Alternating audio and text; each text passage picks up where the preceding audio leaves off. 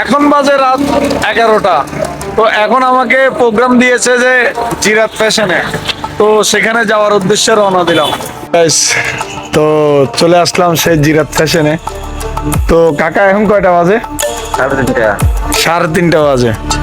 তো কালকে আবার ডিউটি শুরু হবে। আজকের মতো এখানেই শেষ। ভিডিওটা কিন্তু দেখতে থাকো। রাত যখন অনেক গভীর রাত হয়ে গেছে, সেই জন্য আর আমি বাসা যাই নাই, কারণ বাসায় গেলে অনেক ঝামেলা হতো। এই জন্য আমি গাড়িতে ঘুমাইছি। ঘুম থেকে উঠে হাত মুখ ধুয়ে গাড়ির দিকে যাচ্ছি। তো গাইস, দেখতে পাচ্ছেন আমার গাড়িটা অলরেডি পয়েন্টে লাগিয়ে ফেলছি, এখন লোড হওয়ার বাকি। চলে আসলাম সেই কবির ভাইয়ের দোকানে চা নাস্তা করার জন্য। এসে দেখতেছি আমার আগে সবাই খেয়ে দিয়ে বসে আছে আর আমাকে নিয়ে টল করতেছে। নাস্তা করার শেষে আসি, দেখলাম যে গাড়ির লোড শুরু হয়ে গেছে অলরেডি। আলহামদুলিল্লাহ, তো ভালো লাগতেছে এই মুহূর্তে, কারণ গাড়িটা লোড শুরু হয়ে গেছে।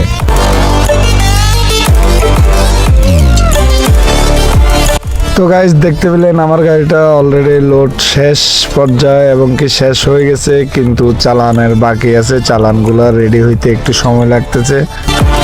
তো চালানটা এখন এই মুহূর্তে আমাদের স্টোর অফিসার রেডি করতেছে আর কি, কারণ চলে। তখন বেলা 3টা বেজে 30 মিনিট হয়ে গেল।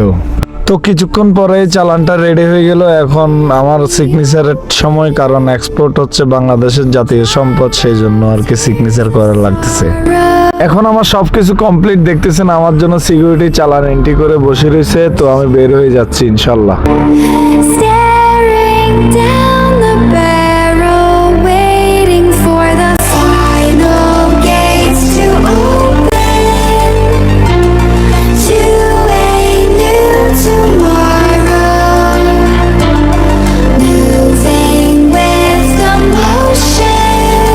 গাইস, চলে আসলাম এই মুহূর্তে যেখানে মাল আসবো। এখানে এটা হচ্ছে ইস্পানি ডিপো। ইস্পানি ডিপোর কিছু সিকিউরিটি নিয়ম কানুন আছে, মেনে তারপর ভিতরে ঢুকতে হবে। সেখানে ঢুকেই পড়লাম।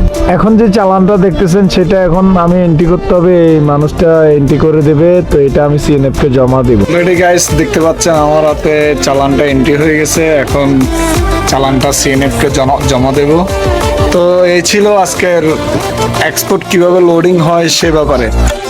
তো আমি আরেকটা ভিডিও তৈরি করব এই এক্সপোর্টটা কিভাবে আনলোড হয় সে ব্যাপারে। ততক্ষণ পর্যন্ত ভালো থাকুন, সুস্থ থাকুন। আল্লাহ হাফেজ।